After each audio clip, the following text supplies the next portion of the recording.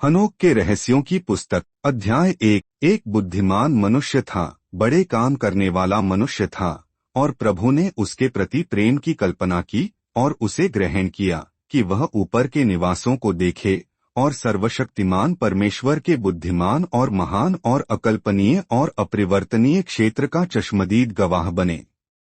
भगवान के सेवकों का बहुत ही अद्भुत और शानदार और उज्ज्वल और कई आंखों वाला स्थान और भगवान के दुर्गम सिंहासन और निराकार यजमानों की डिग्री और अभिव्यक्तियां और तत्वों की भीड़ का अवर्णनीय मंत्रालय और चेरुबिन के मेजबान की विभिन्न स्पष्टताओं और अवर्णनीय गायन और असीम प्रकाश की। उस समय उसने कहा, जब मेरा 165वां वर्ष पूरा हुआ तब मेरे पुत्र मथुशेलह उत्पन्न हुआ।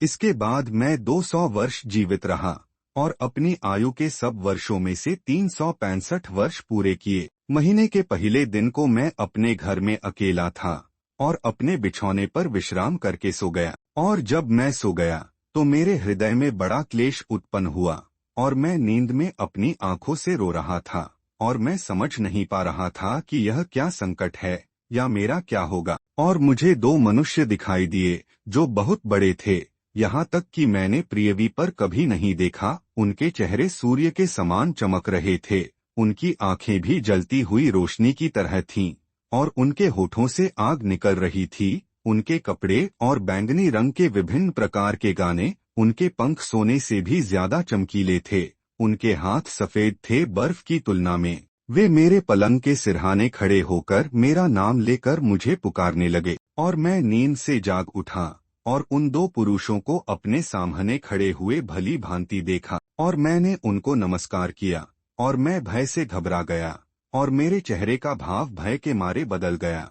और उन पुरुषों ने मुझसे कहा, हे हनोक, हियाव बांध, मत डर, अविनाशी भगवान ने हमें आपके पास भेजा है। और देखो, तू आज हमारे साथ स्वर्ग पर चढ़ना और अपने बेटों और अपने सारे घराने को सब कुछ बताना जो वे तेरे बिना प्रियवी पर तेरे घर में करेंगे, और जब तक भगवान तुझे उनके पास न लौटा दे तब तक कोई तुझ। और मैंने उनकी बात मानकर फुर्ती की और अपने घर से निकलकर जैसा मुझे आदेश दिया गया था वैसा ही द्वार पर जाकर अपने पुत्रों मथुशेलह और रेगिम और गैदाद को बुलाया और उन पुरुषों का सब आश्चर्यकर्म उनको बता दिया जो उन्होंने मुझे बताया था। अध्याय 2। हे मेरे बालकों, मेरी सुनो, मैं नहीं जानता कि मैं किधर जाता हूँ या मुझ पर क्या बीतेगा, इसलिए अब मेरे बच्चों, मैं तुमसे कहता हूँ, व्यर्थ लोगों के सामने भगवान से मत हटो जिन्होंने स्वर्ग और पृथ्वी नहीं बनाई, क्योंकि ये और जो उनकी पूजा करते हैं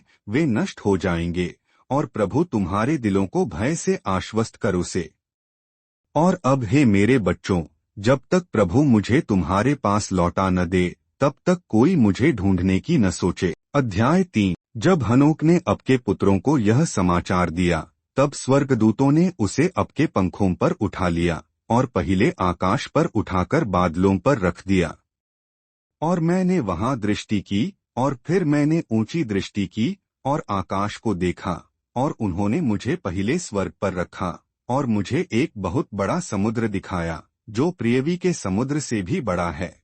अध्याय 4। और उन्होंने मेरे सामने पुरनियों और तारामंडल के हाकिमों को खड़ा किया और मुझे 200 स्वर्गदूत दिखाए जो तारों पर प्रभुता करते हैं और आकाश की सेवा करते हैं और अपने पंखों से उड़ते हैं और सब जहाज चलाने वालों के पास आते हैं। अध्याय 5। और यहाँ मैंने नीचे दृष्टि की और बर्फ के भंडार और स्वर्गदूत जो अपने भयानक भंडार रखते हैं और बादल भी देखे जिनसे वे निकलते और जिनमें जाते हैं।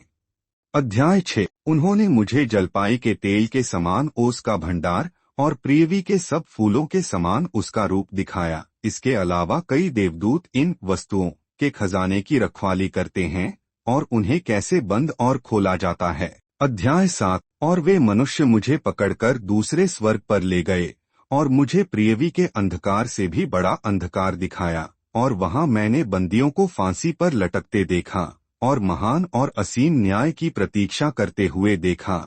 और ये स्वर्गदूत आत्माएं काले थे, सांसारिक अंधकार से भी अधिक, और लगातार हर घंटे रोना। और मैंने अपने सायों से पूछा, ये क्यों लगातार सताए जाते हैं?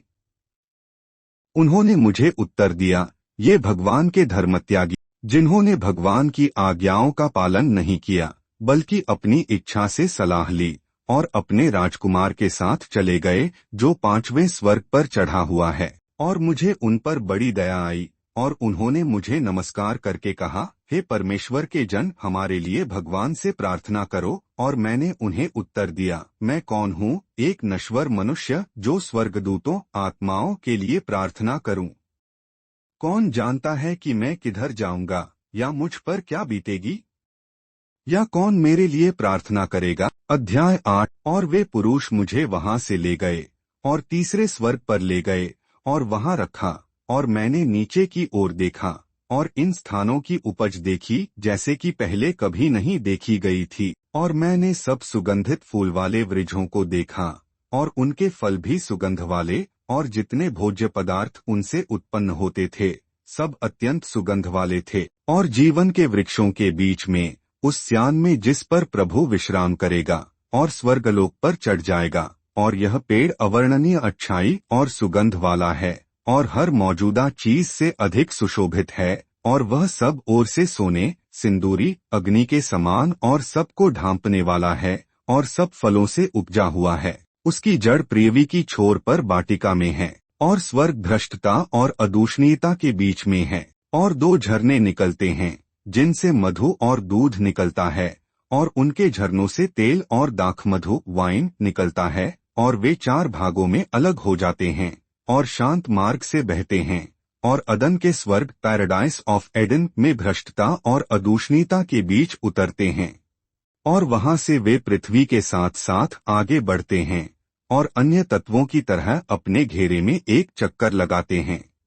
और यहाँ कोई निष्फल वृक्ष नहीं है, और हर एक स्थान धन्य है। और वहाँ 300 अत्यंत तेजस्वी स्वर्गदूत हैं जो वाटिका की रखवाली करते हैं और लगातार मधुर गायन और कभी न शांत होने वाली आवाज के साथ सभी दिनों और घंटों में प्रभु की सेवा करते हैं।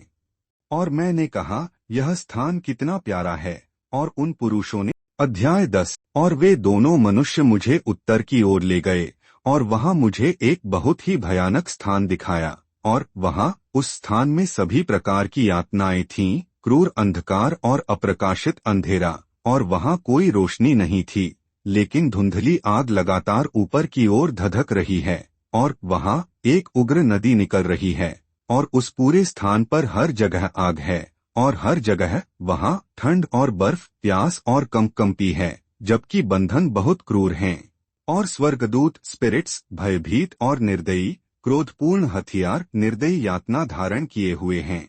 और मैंने कहा, हाय हाय, यह स्थान कितना भयानक है। और उन मनुष्यों ने मुझसे कहा, हे हनोक, यह स्थान उन लोगों के लिए तैयार किया गया है जो परमेश्वर का अनादर करते हैं और पृथ्वी पर प्रकृति के विरुद्ध पाप करते हैं, जो कि लौंडेबाजी, बाल भ्रष्टाचार, जादूटोना, तंत्र मंत्र और शैतानी जादूटोने अपने दुष्ट कर्मों पर घमंड करते हैं, चोरी, झूठ, निंदा, ईर्ष्या, विद्वेष, व्यभिचार, हत्या करते हैं, और जो शापित होकर मनुष्यों की आत्माएं चुरा लेते हैं, जो गरीबों को देखकर उनका माल छीन लेते हैं और स्वयं अमीर बन जाते हैं, दूसरों के लिए उन्हें चोट पहुंचाते हैं।